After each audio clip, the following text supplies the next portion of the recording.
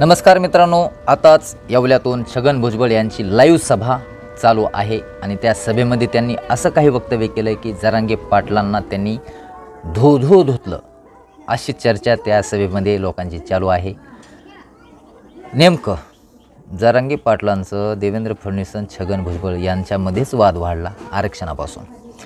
जरांगे पाटलांनी येवल्यामध्ये जाऊन सभा घेतली, छगन भुजबळला पाडा, त्याचा करेक्ट कार्यक्रम करा असं दाखवून, असं उद्या 2 दिवसांनी मतदान होणार त्यावेळेस येवल्यामध्ये जाऊन सभा घेतली। जरांगे पाटलांनी मराठ्यांना आदेश दिला, खुलं आव्हान दिलं, पडलाच पाहिजे।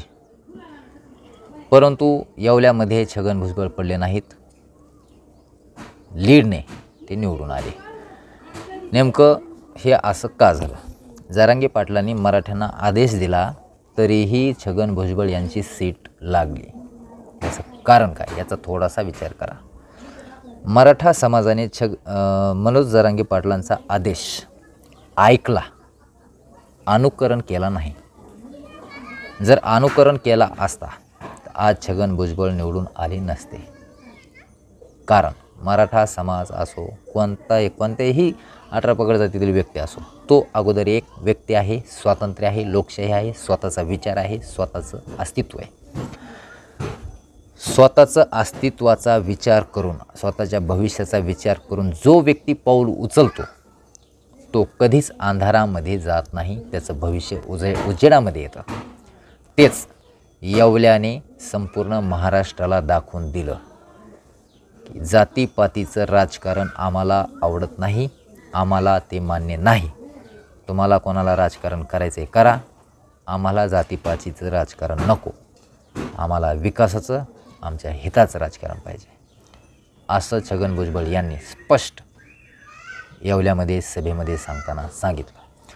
संपूर्ण महाराष्ट्राला इशारा दिला की येवल्यानं दाखवून दिलं की आम्हाला जातीपातीचं राजकारण आवडत नाही।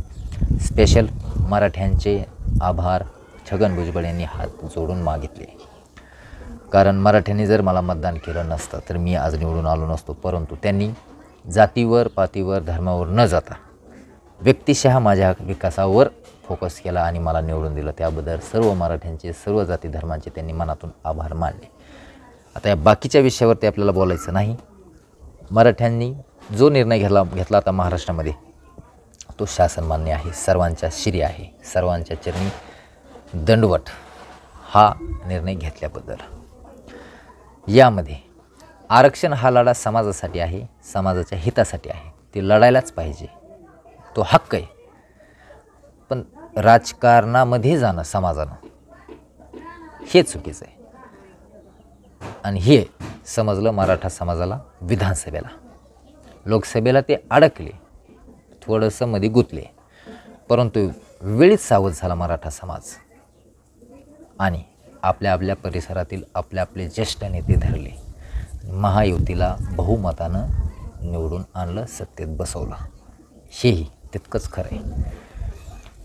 सर्वांना मानाचा मुजरा। छगन भुजबळ यांच्या वक्तव्याबद्दल तुम्हाला काय वाटतं नक्कीच कमेंटमध्ये सांगा। धन्यवाद।